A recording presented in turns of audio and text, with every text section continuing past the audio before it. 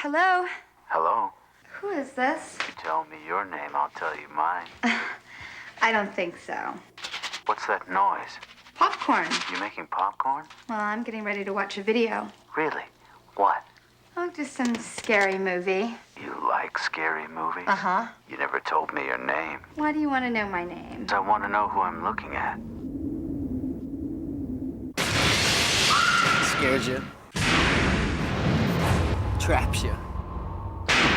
Fear. Don't trust anyone. Ever. Feels good to get things out in the open. I'd scream about them. It is a film about a group of kids that all love scary movies, who are then put in a situation where they are being preyed on by an anonymous killer. They find themselves unwillingly sometimes in those very cliche situations they sort of thought were so clever and fun to watch when they're watching scary movies. Hello? Hello, Sydney. You like scary movies? What's the point? They're all the same. Some stupid killer stalking some big-breasted girl who can't act, who's always running up the stairs when she should be going out the front door. It's insulting. There are certain rules that one must abide by in order to successfully survive a scary movie. Number one, you can never have sex. Sex equals death. Don't have sex, you die. That would pretty much be Wes Craven's message to youth of America. Abstinence, key. Never, ever, ever, under any circumstances, say, I'll be right back. Because you won't be back. I'm getting another beer. You want one? Yeah, sure. I'll be right back. It goes from being sort of funny as you recognize classic film situations to terrifying when you see that it's really happening, and kind of baffling and intriguing because all of these things become sort of woven up in a single net of who is the killer, and which is it's kind of an impenetrable mystery, as it turns out in this film. The police are always off track. If they'd watch Prom Night, they'd save time. There's a formula to it. A very simple formula. Everybody's a suspect. The first 30 pages of the script were probably like the most exciting 30 pages that I'd ever read. I freaked out, and I put it down. And then I finished the next day during the light. So, who are you? The question isn't who am I? The question is where am I? So, where are you? Your front porch. Why would you be calling from my front porch? That's the original part.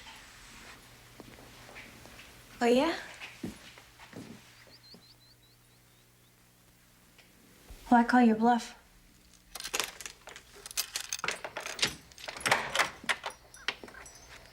Uncovering the dark side of yourself and confronting it and chasing it away.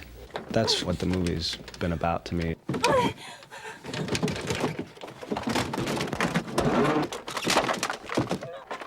I was definitely dealing with a lot of depth in the character. When you try and find those levels, when you find a character, you don't want to just go with what's on the page. I do a lot of fighting with a couple of the characters in the film. Oh, jeez. Nice shot. Up there. Right. Like that? Man, that was a good punch. Neve, you nailed it. Looks like we've got a serial killer on our hands. Well, serial killer's not really accurate. Gotta knock off a couple more to get that title. Well, we can hope, can't we? I've always been a Wes Craven fan. I'm scared of him. Action! Wes Craven was sitting in the lobby of Miramax, and I recognized, as soon as I got off the elevator, I was like, that's Wes Craven, that's Wes Craven. I had someone come up and they said, Wes, Kevin, Wes. And he went, Kevin Williamson? I said, yeah. He goes, I read your script. It was really scary. And I thought, I can lay down and die. Well, it was funny because, my name's even mentioned. The killer's still out there? Don't go there, son. You're starting to sound like some Wes Carpenter flick or something. Nightmare on Elm Street. Is that the one where the guy had knives for fingers? Yeah, Freddy Krueger. Freddy, that's right. I like that movie. It was scary. Wow, well, the first one was, but the rest sucked. I kind of wanted to take that out, I did not write that line. With the amalgamation of Kevin's script and Wes's direction, I knew you couldn't go wrong because Wes would bring Kevin's brilliance to life in the most graceful way. It's like, you're a junkie. You want that, you want that scary feeling. And a lot of people, it's like a drug. You want more. You want to go into a dark theater, have the lights turn out, and just there's something about being scared out of your wits that has always appealed to me, and I think it appeals to everybody. They go to scary movies because they already have certain fears. And the movie brings it out in a way that's fun because you're not going to be hurt. If something has been exercised, some terrible tension has been relieved momentarily, and so it performs some sort of arcane service to the psyche. Ready, Ann? Action!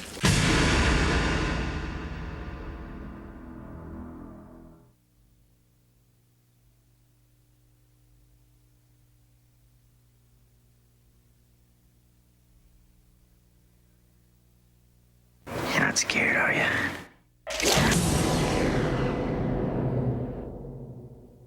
It is a film about a group of kids that all love scary movies and know every cliche involved with a scary movie, who are then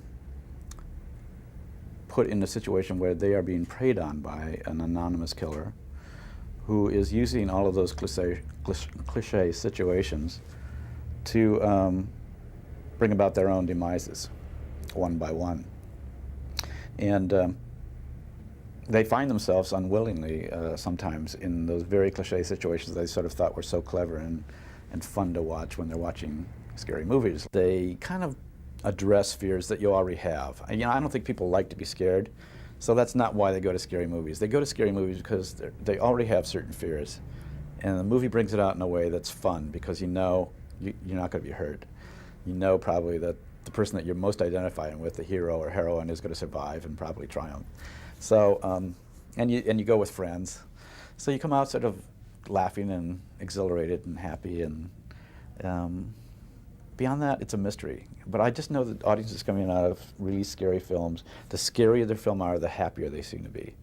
You just come out bubbling and giggling and a buzz, and it's a strange thing. I can't beyond that. I can't explain. Something has been exercised.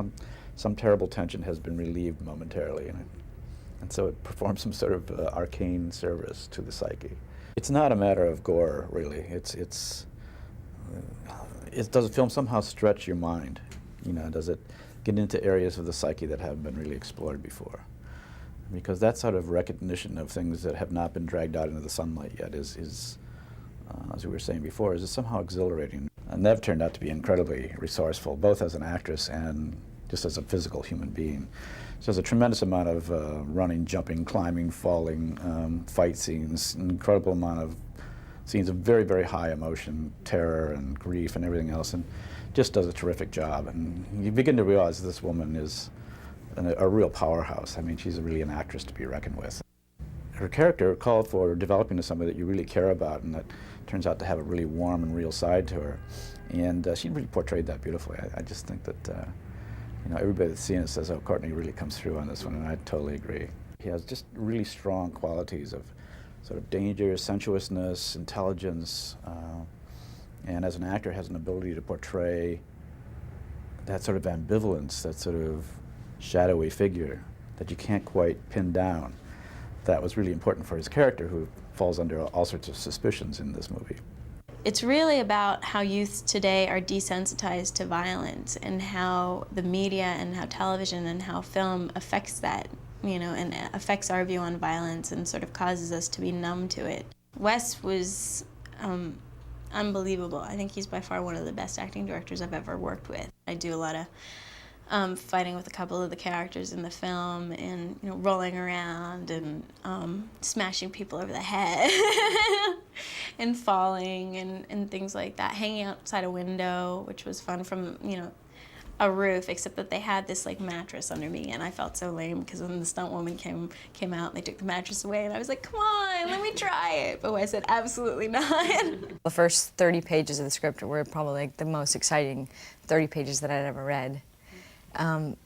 Just action-packed, so much stuff going on, and just seeing Drew Barrymore in my head as I read it, I just thought it was great. Play a girl named Gail Weathers, who is a very strong-willed, I guess manipulative woman who just wants to make it. And she wants to be the best and the biggest at what she does, which is she's a newscaster. And Wes's direction, I knew you couldn't go wrong, because Wes would bring Kevin's brilliance to life in the most graceful way. Casey's demeanor was, you know, sort of very relaxed. You know, she's barefoot, you know, and I remember that day I came up with that. You know, Wes and I would have dinner every week, and, you know, for 4 months, and we really got to know each other because it was really important for me to have a strong relationship with him and to have that trust so that I could look him in the eye and, you know, tell him my secrets of how to get me to that emotional level, and just rely on him, because I really needed him for this kind of a performance that you have to do, because this is real acting. You know, to act sheer terror, crying your eyes out, hyperventilating, the whole 9 yards. I mean, this is, you know, it's a hard job. I think people go to scary movies because it is thrilling and exciting, and it indulges in all of our, you know, perversities and voyeuristic, you know, qualities of wanting to watch strange things happening. And this is a productive and healthy way to exercise those demons. Let's cut it off right there.